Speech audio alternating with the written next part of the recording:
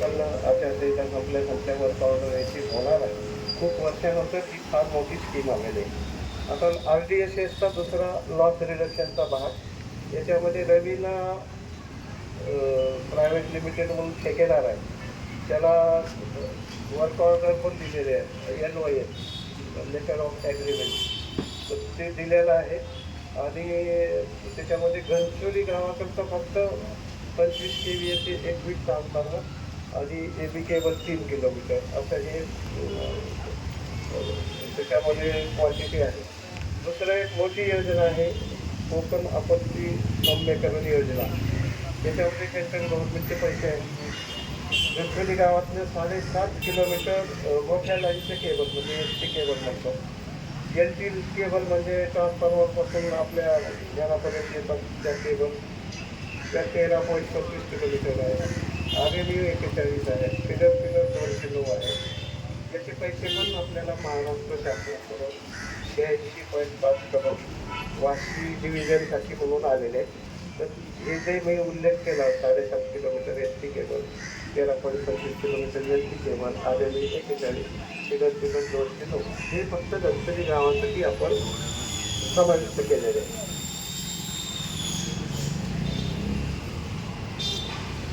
त्याच्यानंतर OILM स्कीममध्ये जे रबाळे ते सबस्टेशन झालेलं आहे, त्याच्यासाठी नवीन दोन इंचवर आमचे सेपरेट आणि त्याच्यातून 8 मेन लिडर टेक्नॉलॉजी गणपतीच्या भागात झाला. त्याच्यामुळे जे सर्व्हिस होण्याचं प्रमाण आहे ते कमी होणार. त्याचं कामसुद्धा, कामाची ऑर्डरसुद्धा ARV इलेक्ट्रिकलला झालेली आहे आणि ते काम लगेच लवकर हातात घेण्यात येईल. त्याच्यामध्ये काम पुन्हा करून मटेरियल खरेदी आहे, मटेरियल इन्स्पेक्शन आहे, अशा बऱ्याचशा गोष्टी असतात. परंतु हे जे मी तुम्हाला बोलतोय, तुम्ही निवड उपोषण करता म्हणून तात्पुरतं आश्वासन देण्याच्या गोष्टी नाही आहेत.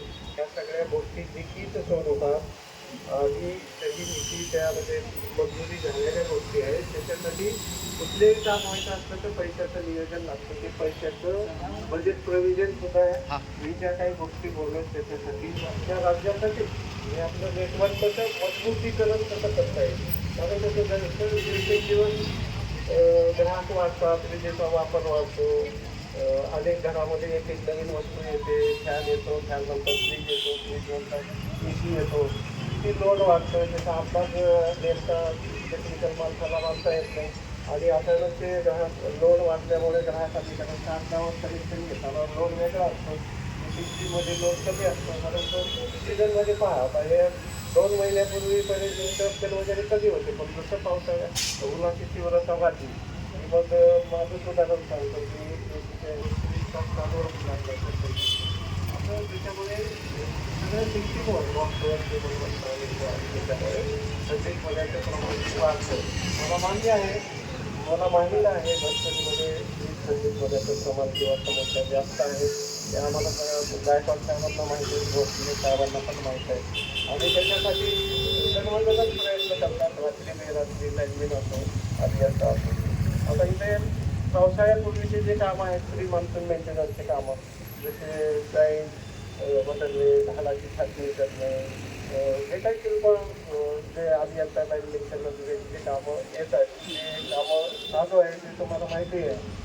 आणि 1-2 पावसाळे होईपर्यंत हा आपल्याला सगळ्यांनाच त्रास असतो. म्हणजे गणपतीच नाही, जिथं जिथं विजेचं जाळं आहे तिथं तो त्रास बाय डिफॉल्ट असतो.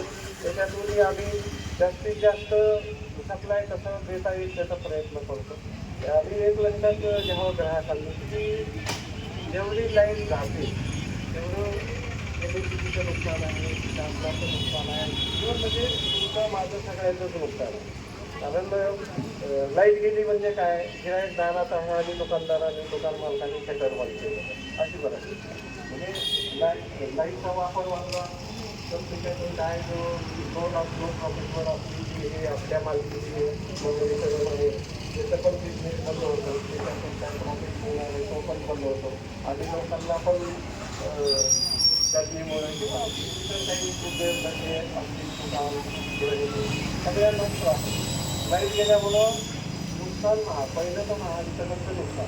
आधी महावितरण तुमच्या आमच्या शासनाच्या हाती आहे, म्हणजे लाईटली किती सगळ्यांचंच नुकसान आहे. पण त्याची आमचा प्रयत्न राहतो की जास्तीत जास्त परंतु गणपतीमध्ये इतर भागापेक्षा गणपतीमध्ये प्रॉब्लेम आहे की सर्वांनाच बंद करावं लागेल म्हणून कपडे बांधले जातात आणि त्यांचे सगळेच त्याच्यातून रिलीज देत आहेत त्यांचे नेहमी प्रयत्न आहे. आता ही जी एवढे RDSS एवढं पैशाचं प्रोव्हिजन झालेलं आहे, नुसत्या स्कीम बनवल्याच नाही, ATPR मंजूर झालेले आहे, काही टेंडर प्रोसेसमध्ये काही त्याला वर्कआउट झालं आहे. म्हणजे हे सगळे मी जे बोललो तेवढे सगळे कामं गणपती गावाचे कामं बोललो, गणपती गावाची पूर्ण कामं होणार आहे. दुसरी गोष्ट उन्हाळ्यामुळं विजेचा वापर वाढतो आणि त्याच्यामुळं आपल्याला अधिक 1 एप्रिलपासून विजेचे दर पण वाढतो. त्याच्यामुळं आपल्याला वाटतं की लाईट बिल खूपच दिलं, मेमध्ये जास्त दिलं, जूनमध्ये जास्त दिलं. पण होतं काय की आपण दिवाळीपेक्षा उन्हाळ्यामध्ये जास्त वीज वापरतो, हिवाळ्यापेक्षा जास्त वीज वापरतो आणि ते स्लॅब चेंज झाल्यामुळं विजेचं बिल जास्त आहे. आणि 98% लोकांना आपण महाराष्ट्रातल्या मुंबई शहरातल्या 98% लोकांना आपण रिडिंगप्रमाणे वीज देतो. जे काही 2% मीटर ते कधी डिस्प्ले होतो, कधी क्वालिटी होतो, कधी टळतो, ते 2% प्रमाण होतो मुंबईचा. 98% लोकांना आपण रिडिंगप्रमाणे बिल देतो. त्याच्यामुळं उन्हाळ्यामध्ये आपला वापर निश्चितच वाढतो. त्याच्यामध्ये आपण कसं नियंत्रण ठेवता येईल हे प्रत्येकाने बघायला पाहिजे, जेणेकरून सिस्टीमवर पण लोड येणार नाही आणि आपल्या विजेची बचत होईल. विजेची बचत म्हणजे प्रामाणिक प्रमाणे वीज निर्मिती आहे आणि ही काळाची गरज आहे. तर रेटिंगप्रमाणे दिलं देतो आपण आणि पुढेसाठी व्यवस्था आहे आणि जास्तीत जास्त 3 दिवसामध्ये विजेची तक्रार अर्ज प्राप्त झाल्यानंतर 3 दिवसाच्या आत गोखले साहेबांना तुमच्याची ते दुरुस्त होत आहे आणि रेकॉर्डप्रमाणे ते IT रेकॉर्डप्रमाणे ते देत आहे.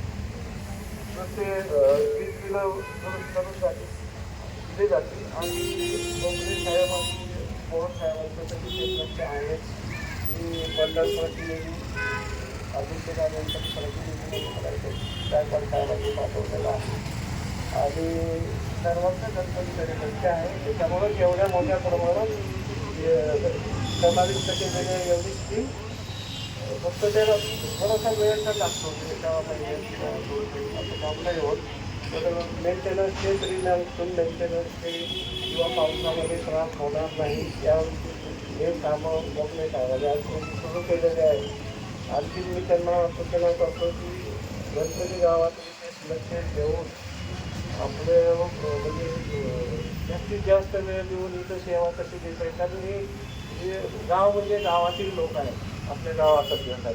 त्यामुळे गावाकडे जास्त लक्ष असलं पाहिजे. घराकडे म्हणजे बऱ्याच जणांचा विद्यार्थ्याकडे घेतो की मोठ्या कंपनीकडे किंवा आमच्याकडे नसतं, असं काही नाही. म्हणजे आम्ही सर्व सोबत आहे. तुमच्या जनतेच्या ग्राहकाच्या भरोश्यावरच ही महावितरण कंपनी आहे आणि ही महावितरण कंपनी म्हणजे काय अदानी अंबानी किंवा प्रायव्हेट माणसाची नाही, तुमच्या आमच्या मालकीची आहे. सर्वांचा त्याच्यावर हक्क आहे. फक्त समस्या असेल तर चर्चा करा, काही प्रॉब्लेम असतील तर चर्चांची मार्ग निघतो. आपला संवाद चांगला असावा, चर्चा करावी आणि आपली जी महावितरण कंपनी टिकवून ठेवून हे आपलं जे नातं आहे ते सगळं चांगलं कसं राहील आणि ह्या कंपनीची भरभराट आणि आपल्या मुंबईची भरभराट कशी होईल हे आपण प्रत्येकाला मान्य कर्तव्य की हा प्रश्न आपले मदत म्हणावी आणि अतिशय क्षेत्राला नागरिकांच्या वतीने आपण सर्वच आहात, महिला पण आहेत, त्यांनी एक नागरिकांच्या प्रतिनिधी म्हणून कर्तव्यापोटी ते उपोषणाला बसले. तुम्ही जनतेचे प्रश्न मांडताय जे तुमच्या प्रोग्रामच्या हिशोबामध्ये सुरुवातीला आल्या आता अभिनंदन करतो. तुम्ही त्यांच्यासाठी बसलेले आहे, तुमच्या घराच्या लाईटच्या प्रॉब्लेमसाठी बसलेले आहेत. तुमच्या दोघांचंही अभिनंदन करतो. महिला वर्ग पण उन्हामध्ये बसलेला आहे आणि मला वाटते बरेचसे सपोर्टच तुम्हाला मिळालेले दिसत आहेत. तेवढ्या मुलांसुद्धा आणि तेवढ्या एंगेज असते मुंबई नेहमी. हो साहेब, तुम्हाला सांगतो आता मध्ये आज जर तुम्ही आला इथे मेसेज टाकला असता ना 10,000 लोक दिसते तरी मेसेज टाकला नाही अजून तुम्ही आलाय म्हणून. मेसेज टाकून मेसेज टाकला असता ना तुम्ही आलाय तर 1,000 लोक आली ती. बाकी काही अडचण होते त्या निमित्तानं एक सुसंवाद होते, प्रत्येक गोष्टीवर चर्चा होते, एखादा ग्राहक चिडून बोलतो, कारण चिडणं हे साहजिक आहे. एवढ्या 45-40 डिग्रीमध्ये अर्धा तास तुम्हीच काय मी पण नाही बोलतो. माझ्याही ऑफिसची लाईट बघायचं झाली, माझ्या घरचे मॅडम बायको पण मला सोडून गेली, त्यांनी तिथं तर साहेबच घरात नाही आणि त्याच्यामुळे गेली ते पण माहीत नाही, कधी येणार ते पण आम्ही विचारून नाही गेली. तर आम्हाला माहीत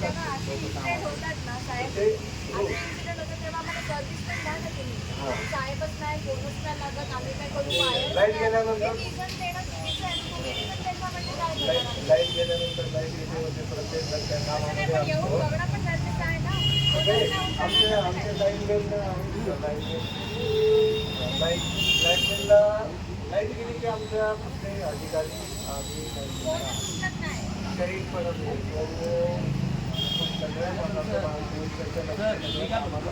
गावासाठी गाव मोठा औषध विनंतीला मान देऊन तुम्ही उपक्रम मागे घेताय, तुमचे सर्वांचे गावकऱ्यांचे सुद्धा धन्यवाद.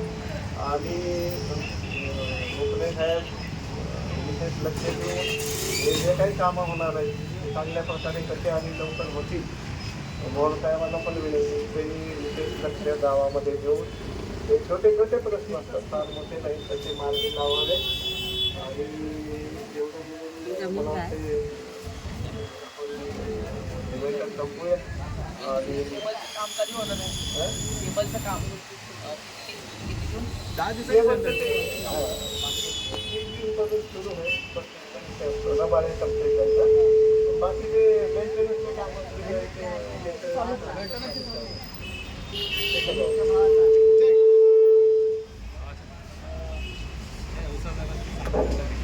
आज जे उपोषण आहे ते उपोषण अन्नत्याग उपोषण सुरू केलेलं आहे. आणि त्या निमित्ताने आज जे शिष्टमंडळ आलेलं आहे, सुधीर गोखले साहेब आहेत, गायकवाड समिती डेप्युटी आहेत, सर्व वरिष्ठ एमएससीचे अधिकारी आलेले आहेत. माझी विनंती आहे आणि इशारा पण असेल आमच्या सर्व एमएससीचे अधिकाऱ्यांना की आज आम्ही अन्नत्याग उपोषण मागं घेतोय, विनंती करतो तशी आम्ही आदित्यला आणि महिला. पण हा जो बॅनर आहे साहेब, हा बॅनर आहे, जर आमच्या मागण्या मान्य नाही झाला जी 28 तारीख आहे ती 28 तारीख चेंज होऊन 4 जून पण होऊ शकेल. कारण घनसाली गाव हे क्रांतिकारकांचं गाव आहे. इथं कोणतंही राजकीय पटलावर हा विषय न येता एक सामाजिक भान ठेवून हा संघर्ष चाललेला आहे. आणि ह्याचे एमएससीबीने पण भान ठेवून लवकरात लवकर कार्यवाही करावी अशी आम्ही त्यांना आवाहन करत आहोत. सर्वप्रथम घनसोली गावातल्या जे वीज वारंवार खंडित होते त्यासाठी मयूर मोहन मडवी आणि आदित्य भरत क्षीरसागर यांनी जो उपोषणाचा संकल्प केला आणि त्यांना पहिल्याच 2 तासात यश आलेलं आहे. कारण सर्व महावितरणचे अधिकारी त्याच तत्परतेने इथे आलात आणि आमच्या समस्यांचं जरी निराकरण नाही म्हणता येईल, आश्वासन जर दिलंय, पण आश्वासन किती पाळता याचा आमचा तुमच्यावरती विश्वास नाही. ऍक्च्युली तुम्ही सांगता आता केबलचं काम 10 तारखेपर्यंत चालू होईल आणि 28 तारखेला तुमचा तो RMV सांगता